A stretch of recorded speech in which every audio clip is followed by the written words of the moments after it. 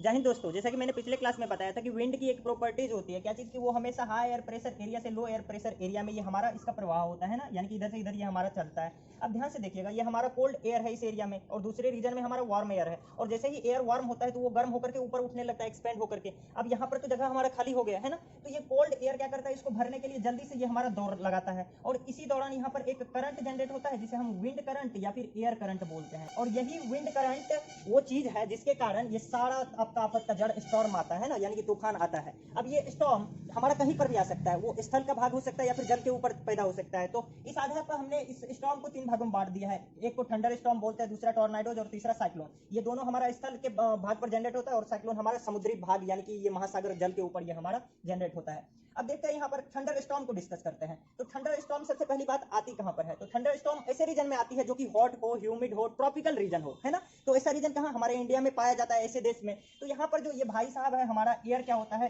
पूरा गर्म हो जाता है इस रीजन में, क्योंकि हॉट होता है हमारा, और ये गर्म होगा तो ऊपर ये उठने लगेगा, ये तो स्वाभाविक है, ये एयर हमारा ऊपर उठ रहा है तेजी से, है ना। इतना तक समझ में आ रहा है। और हमने क्या देखा कि ये हमारे ऊपर में देख रहे हैं ना, जैसे ही ये गर्म होगा तो ऊपर में क्या होता है, वाटर वेपर हमारा ये जनरेट होता है ना, वाटर वेपर मान लीजिए यहाँ पर है, ये सारा वाटर वेपर है हमारा। अब ये वाटर वेपर क्या करता है, पहले हम बादल बना ये बनने की जो प्रक्रिया होती है उसको समझाते हैं। ये वाटर वेपर ऊपर में जाकर के ये क्या करता है, हमारा छोटे छोटे ड्रॉपलेट्स का निर्माण करता है, छोटे छोटे टीनी ड्रॉपलेट्स ऑफ वाटर इसका निर्माण करता है, और वो ड्रॉपलेट्स फिर फ्रीज होकर के एक बड़ा सा हमारा आइस का फॉर्म, मतलब आइस के रूप में बन जाता है। अब ध्यान से देखिएगा कि यहाँ से ये एयर जो हमारा है ये गर्म होकर के ऊपर बढ़ रहा है, ऊपर जैसे ही बढ़ेगा वहां पर ये वाटर वेपर हमारा फॉर्म होगा, और वो वाटर वेपर फिर से ये हमारा क्या करेगा, छोटा छोटा ड्रॉपलेट्स तैयार करेगा, और वो ड्रॉपलेट्स हमारा क्या चीज होता है,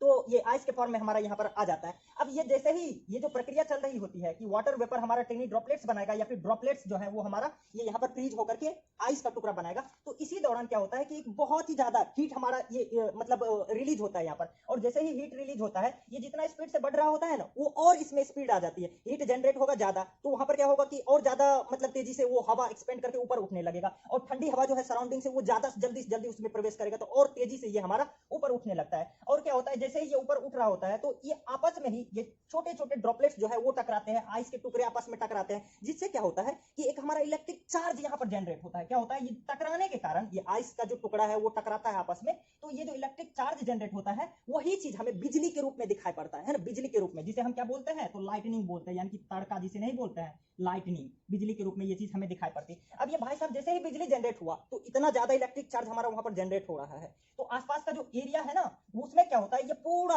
एक ही बार गर्म हो जाता है, और गर्म जैसे ही होगा तो वो पूरा एक्सपेंड करेगा, एयर की जो प्रॉपर्टीज है वो पूरा एक्सपेंड करेगा, पूरा एक ही बार जैसे ही एक्सपेंड करता है तो ऐसे करके ठंड मतलब पूरा मतलब थंडरस साउंड की आवाज आती है, और वो जो हमारा ये लाइटनिंग जनरेट होने की जो प्रक्रिया है वो थंडरस साउंड के साथ, तो इस वजह से हम इसे थंडर स्टॉर्म बोलते हैं ना। और इस एरिया में हमारा बहुत तेज है ना, जहां पर भी ये आती है बहुत तेज हवा चलती है, यहाँ पर कोई दिक्कत तो नहीं इसे समझने में। अब बात करते हैं क्या चीज की, थंडर स्टॉर्म जब आती है हमारे पास तो हम इससे कैसे बचाव कर सकते हैं। सबसे पहली बात तो ये हमारे लिए बहुत खतरनाक साबित हो सकता है, क्योंकि यहाँ पर ये हमारा इलेक्ट्रिक चार्ज जनरेट होता है, अगर वो किसी के ऊपर पड़ जाए तो आदमी की तो मतलब निकल पड़ती है, ऊपर की टिकट कट जाती है। अब बात करते हैं कि हम इससे बच कैसे सकते हैं। सबसे पहली बात, हमें सावधानी क्या बरतनी चाहिए कि यदि हम अपने घर में है तो जितने भी ये हमारे घर के दरवाजे या फिर खिड़की है वो बंद करके रखे, है ना, बंद करके, और मतलब आराम से अपने घर में रहे। अब बात करते हैं कि यदि हम बाहर हो तब कैसे बचाव कर सकते हैं। बाहर यदि हम होंगे तो मतलब हमें कोशिश करनी चाहिए किसी पैर के नीचे या फिर कोई भी हमारा इलेक्ट्रिक पॉल है तो उससे दूरी बना करके रहे, है ना। इलेक्ट्रिक पॉल या फिर पैर के पास ये ज्यादातर करके गिरते हैं, और साथ में कभी भी छाता जिसमें कोई भी मेटल का सामान यूज किया गया हो उसे न रखने के लिए, नहीं तो वो इलेक्ट्रिक करंट डायरेक्ट उसी पर जाकर के अधिकतर केस में गिरता है।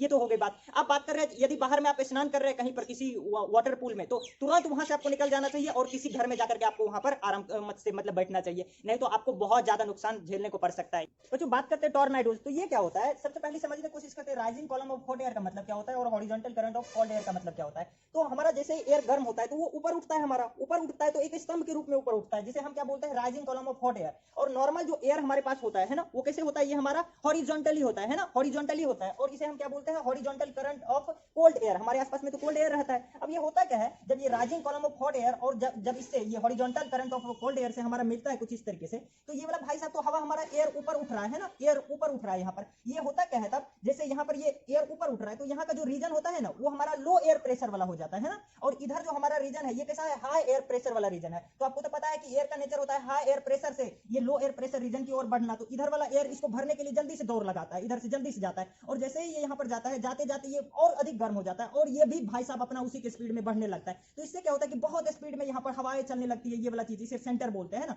बहुत ये मतलब हवा चलने लगती है। और ये एक फनल यानी कि क्या होता है, कीप बोलते हैं जिसमें आप कुछ मतलब इधर से डालते हैं और मतलब टीप की तरह जो होता है, तो इस फॉर्म का ये हमारा जनरेट हो जाता है जिसे हम टॉर्नाडोज बोलते हैं। ये अक्सर हमारे लिए ज्यादा खतरनाक तो साबित होती ही है। तो हमें करना क्या चाहिए जब ये टॉर्नाडोज, वैसे हमारे एरिया इंडिया की बात करें तो नहीं यहाँ पर जनरेट होती है जल्दी, ये खास करके मतलब ये वेस्टर्न कंट्रीज में बहुत ज्यादा मतलब वहां पर जनरेट होती है। ये टॉर्नाडोज के केस में हमें क्या करना चाहिए, इससे बचने के लिए हमें क्या तरीका अपनाना चाहिए, तो हमें कोशिश करनी चाहिए जो हम अपने घर में रहे भाई साहब। और इसमें होता क्या है, इसके आसपास जो भी चीजें आती है, चाहे वो कोई कचरा हो, मलबा हो, कोई बड़ा बड़ा तो कोई भी सामान हो, तो सब इसमें ये हमारा क्या होता है, इसमें आ जाता है ऊपर, और ऊपर जाकर के ये काफी स्पीड में ऊपर जाता है और यहाँ से इसे फेंक दिया जाता है। अभी भाई साहब किसी के कपार पर जाकर गिरेगा तो उसका सर तो फटेगा। तो आपको करना क्या है, घर में रहे, और घर में भी बेहतर तरीके से सुरक्षित रहने के लिए आप किसी ये चौकी होता है या फिर ये पलंग होता है उसके नीचे, टेबल के नीचे आप छुप जाए, आप अपना सर को कुछ इस तरीके से छिपा सकते हैं। तो ये सारी तरीका थी, आपको समझ में आया होगा ये टॉर्नाडोज क्या होता है। अब बात करते हैं हम क्या, हमारा थर्ड, ये साइक्लोन क्या होता है। तो बच्चों आपको बताया था मैंने कि साइक्लोन आता कहां पर है, जल वाले भाग में है ना, पैदा कहां पर होता है, जहां पर जल होती है बहुत ज्यादा। ये होता क्या है, जैसे ही गर्मी बढ़ती है, गर्मी बढ़ने के दौरान ये क्या होता है, ये हमारा ऊपर ये उठने लगता है, यहाँ का जो हवा होता है ना वो गर्म होकर के ऊपर उठने लगता है। यहाँ पर जैसे ही ये गर्म होकर के ऊपर उठने लगता है तो इसके आसपास का जो सराउंडिंग में जो ये हमारा ठंडी हवा होती है वो क्या करता है, इसको भरने के लिए जल्दी से आता है, इधर से भी इधर से भी। अब जैसे यहाँ पर आता है तो ये भाई साहब भी गर्म हो जाता है, फिर से ये क्या होता है, बहुत स्पीड में यहाँ पर जैसे ही गर्म होता है तो ये बहुत स्पीड में इसके साथ ये भी हमारा यहाँ पर बढ़ने लगता है बहुत स्पीड में। अब ये होता क्या है, यहाँ पर एक हमारा यहाँ पर एयर करंट जनरेट होता है, एयर करंट हमारा यहाँ पर जनरेट होता है, सही है। अब ये बहुत ही खतरनाक एयर करंट होता है। ये होता क्या है हमारा, अब जहां पर भी हमारा ये मान लीजिए स्थल वाला भाग है और जो भी एरिया का हमारा ये एयर प्रेशर कम रहता है ना, यानी कि लो